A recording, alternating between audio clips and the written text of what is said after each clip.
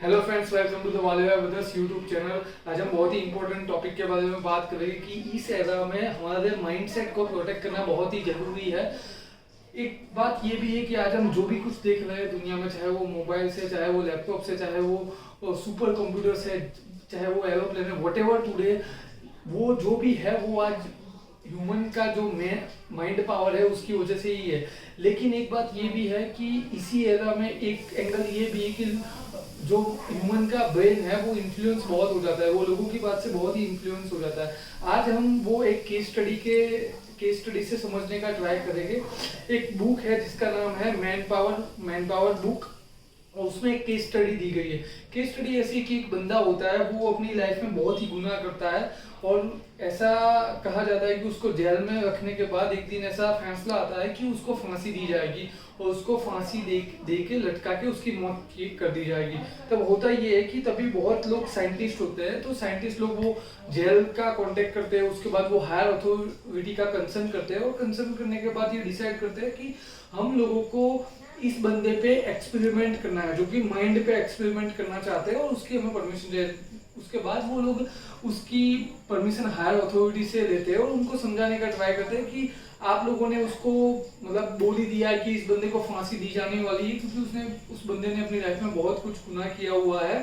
तो हम लोग उसको फांसी देने से पहले कुछ एक्सपेरिमेंट्स करना चाहते हैं, तो हायर अथॉरिटीज होती है वो उसको परमिशन दे देती है। उसके बाद ये होता है कि ये लोग फांसी के एग्जैक्ट 2-3 दिन पहले उस बंदे के पास जाते हैं, उस बंदे के पास साइंटिस्ट लोग जाते हैं और उसको ये कहा जाता है कि ये फिक्स है कि आपको फांसी दी जाने वाली है, लेकिन आपने बहुत ही पाप किए हुए हैं लाइफ में और बहुत बहुत गुनाह किया हुआ है, तो उसकी वजह से आपकी जो मौत है वो सिंपल तरीके से नहीं, आपकी मौत है वो कैसे की जाएगी। तो आपकी मौत एक फांसी देके नहीं कर दी जाएगी, लेकिन आपकी मौत है वो एक अलग तरीके से की जाएगी और आपको उसके लिए एक कोबरा होगा जो बहुत ही घरेला स्नेक होता है, वो आपको डंक लगाएगा और आपकी मौत कर दी जाएगी। तो अब जो ये बंदा होता है उसके माइंड में ये चीज घूमने लगती है कि मेरी मौत सिंपल तरीके से नहीं होने वाली, मुझे एक कोबरा होगा जो डंक लगाएगा और उसके बाद मेरी मौत हो जाएगी। तो होता ये है कि 2 दिन के बाद वो दिन आता है जब उस बंदे को फांसी दी जाने वाली है। तो उसी दिन ये लोग करते ये है कि एक अपनी पेटी लेके जाते हैं और उसमें एक कोबरा होता है और उसको दिखाते हैं, उस बंदे को जेल में जाके बिठा के उसको दिखाया जाता है कि भाई देखो ये कोबरा है, आपको डंक मतलब ये कोबरा डंक मारेगा और आपकी मृत्यु हो जाएगी। अब होता ये है कि as per the rules and regulation जो नॉर्मल फांसी में होता है उसको एक काला सा मास्क पहनाया जाता है ताकि वो देख ना पाए कि एक्चुअली बाहर क्या हो रहा है। फिर ये लोग क्या करते हैं, ये जो होता है मतलब जो कोबरा, उसको साइड में ले जाते हैं और एक छोटी सी पीन ले लेते हैं। वो पीन लेने के बाद उसकी बॉडी को चुभाया जाता है और आप बिलीव नहीं करोगे, चुभाने के बाद कुछ टाइम के बाद उसकी बॉडी को चेक किया जाता है तो पता चलता है कि इस बंदे की मौत हो गई है। अब साइंटिस्ट लोग क्या करते हैं, उसकी पूरी बॉडी को ले जाते हैं और अपनी पूरी बॉडी का उनकी उनकी पूरी बॉडी का पोस्टमार्टम करते हैं और पोस्टमार्टम में ये बात रिवील होके आती है कि उसकी बॉडी में वही जहर पाया गया है, जो जहर एक कोबरा डंक लगाएगा किसी बंदे को, तो जो जहर मिलता है वही जहर पाया जाता है।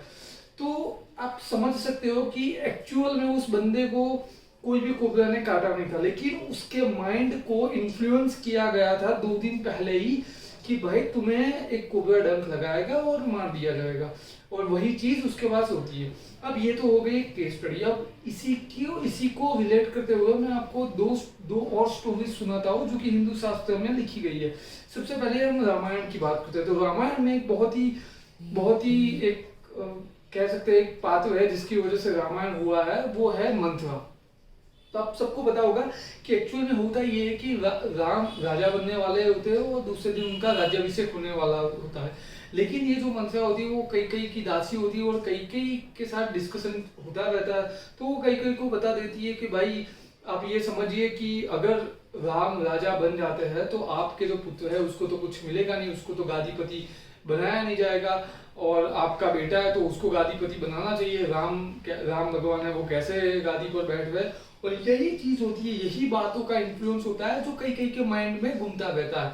फिर होता ये कि भाई कई दशरथ राजा की सबसे प्रिय रानी थी, तो वो उनका कन्वर्सेशन फिर दशरथ राजा के साथ होता है और दशरथ राजा को ये चीज बताती है। और तो होता ये है कि कई है वो एक वर मांग लेती है कि राम को राजा नहीं बनाया जाएगा लेकिन उनके पुत्र को राजा बनाया जाएगा। और यही बात जो होती है वो मतलब दशरथ राजा के माइंड में चली जाती है और उसके बाद वो डिसाइड करते हैं कि राम राजा नहीं बनेगा, भरत को राजा बनाया जाएगा। और इसी वजह से जो दूसरे दिन जो राम राजा बनने वाले थे वो राज्याभिषेक पूरा अटका दिया जाता है और मतलब भरत को राजा घोषित किया जाता है।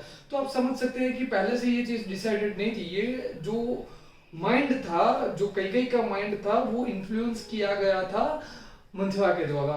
तो आप समझ सकते हैं कि ये दूसरा एग्जाम्पल है जिसमें से ये बात क्लियर होती है कि ह्यूमन के माइंड को इन्फ्लुएंस किया जा सकता है, हमारे माइंड को प्रोटेक्ट करना बहुत जरूरी है। अब मैं आपको एक तीसरी कहानी सुनाता हूँ जो कि जुड़ी हुई है महाभारत से। अगर आप देखेंगे तो महाभारत में भी एक ऐसा पात्र है, I can say parallel to the Manthara, वो है शकुनी।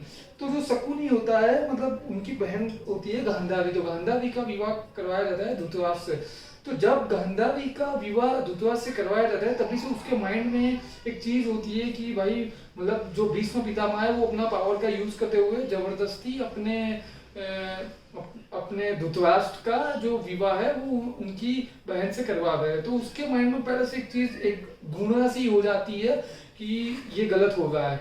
अब होता ये है कि गांधारी अपने आंख पे पट्टी भी लगा देती है और उसके बाद जब 100 पुत्र होते हैं तो उसके बाद जब दुर्योधन होता है जो बड़ा लड़का होता है उसको जो शकुनी होता है वो पहले से ही इन्फ्लुएंस करता है, उसको सारी चीजें बताता है और कहता है कि ये जो पांडवाज है वो तुम्हारे दुश्मन है और वो सारी जमीन ले लेके तुम्हारे पास कुछ भी नहीं आएगा। और ऐसे ही मतलब जो शकुनी होता है वो इन्फ्लुएंस करता है दुर्योधन को, जैसे कि मंथरा ने इन्फ्लुएंस किया था कई को। तो ये तीसरा एग्जाम्पल था कि जहाँ पे दुर्योधन को इन्फ्लुएंस किया गया शकुनी के द्वारा। उसी की वजह से आप सबको पता है कि बहुत ही बड़ा युद्ध होता है और उसमें लाखों का नरसंहार हो जाता है।